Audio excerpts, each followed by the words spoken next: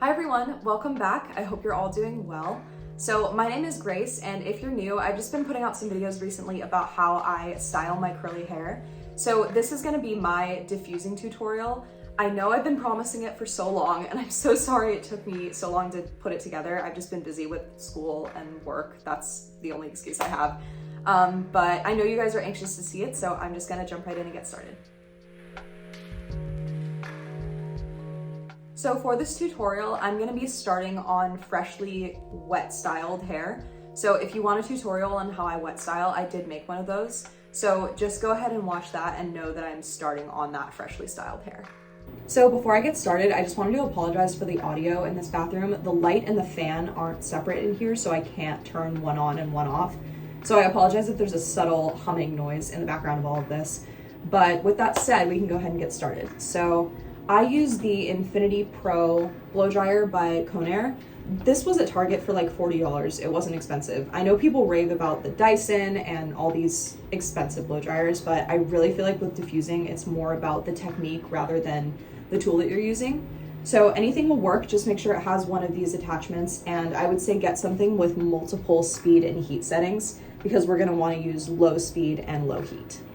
So at this point, I've done all my wet styling. I will link my routine for that right here. And then I usually wait about 30 minutes after I'm done wet styling before I start diffusing. You want a bit of a gel cast to form. So it's hard because visually you can't really see it, but it just starts to feel a little bit crunchy. You'll have to do some trial and error with how long you wait, but for me, I would say it's between 30 to 45 minutes. So now that the gel cast has started to form, I am gonna go in and start hover drying. So basically what that means is just hovering the blow dryer over your hair, not actually touching it or scrunching it. And with this, I'm really gonna focus on the roots because the roots dry a lot slower than the ends. So you're not gonna be able to hear me, but I'll go ahead and start showing you how I do that.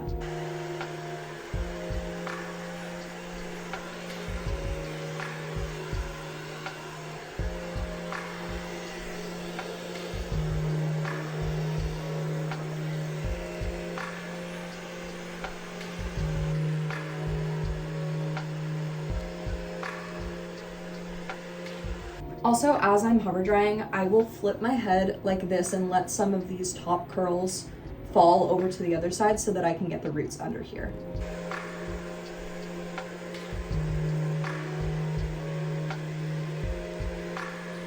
So I've just finished hover drying. I would say I spent about 5 to 10 minutes just going on the roots of the hair, not touching it at all.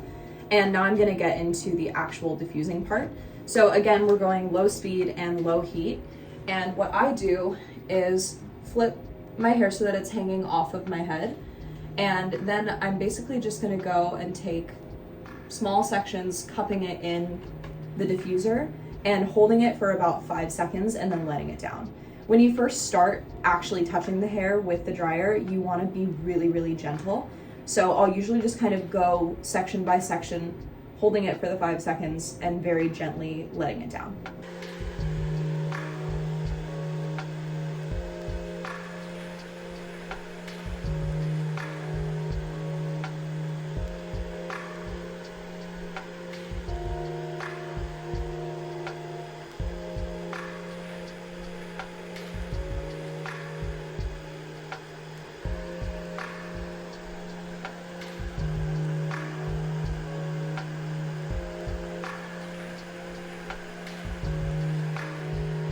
And now I'm just gonna flip to the other side and do the exact same thing.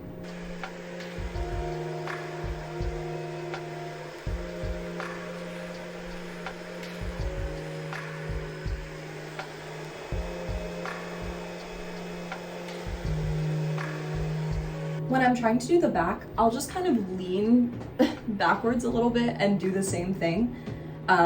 It's a little bit difficult, but yeah, just try to use the same technique as much as you can.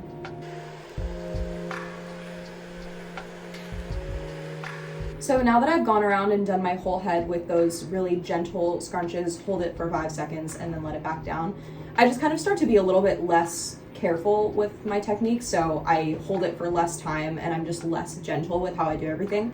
You'll see what I mean, but yeah, once you've sort of locked in that initial shape, you can just kind of start to loosen things up a little bit. Also, I should mention, keep the low speed and low heat the whole time. I know it takes longer, but you'll really prevent frizz and help the curls keep their shape that way.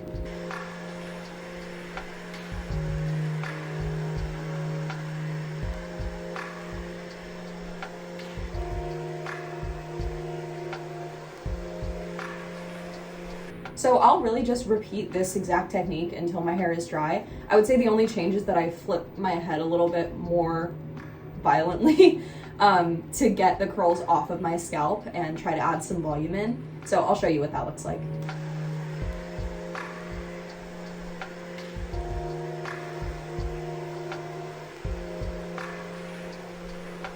So now I would say my hair is about 95% dry. There's still a little bit of moisture on the roots, but I feel like that's kind of unavoidable.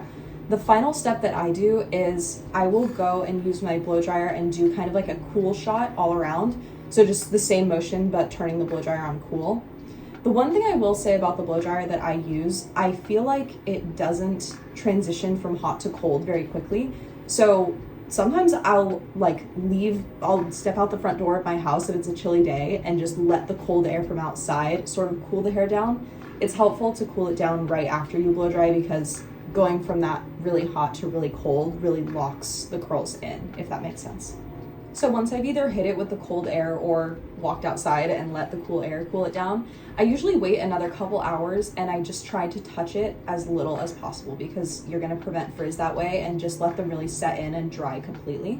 After diffusing, your hair might still be a little bit crunchy from the gel, but that's okay. In fact, it's actually a good thing because having the gel cast sit on the hair until it's 100% dry is going to make your curls really defined. So yeah, if they do feel a little crunchy, it's okay. I would just not touch them until they're completely dry. So I'm going to come back in a couple hours once my hair is fully dry and show you how I fluff it up and get rid of the gel cast. So I will see you in a couple hours.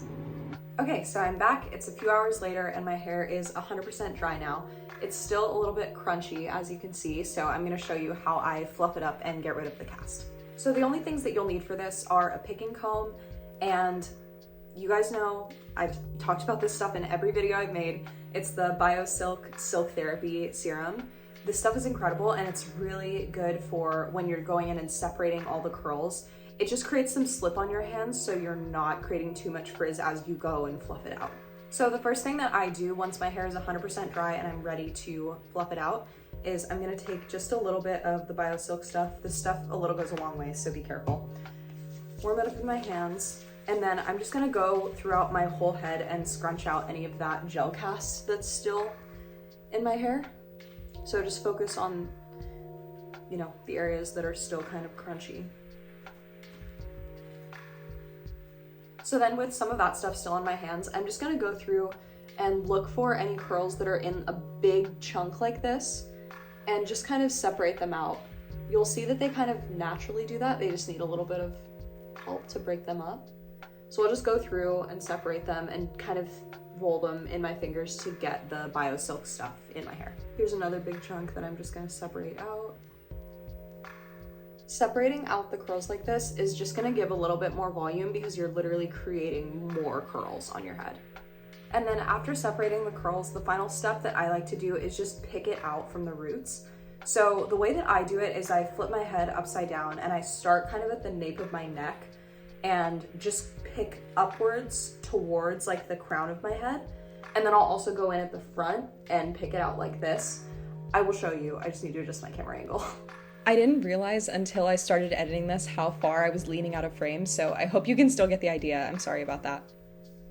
And I will warn you, don't go too crazy when you're doing the picking. Still be gentle because they are day one curls and they may not look as voluminous just because it's day one, but over the course of several days, more volume will be added. So just be gentle with this.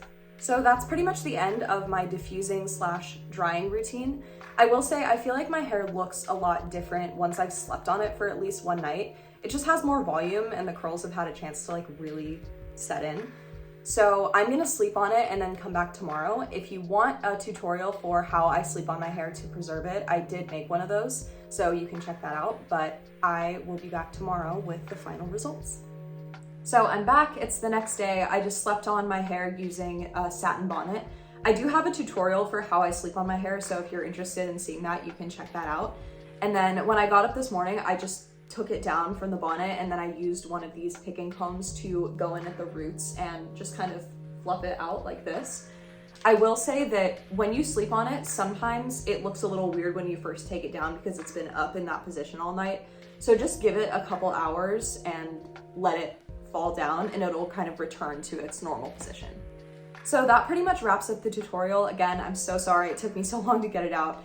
If you guys have any questions, as always, you're welcome to put them down in the comments and I will do my best to answer them.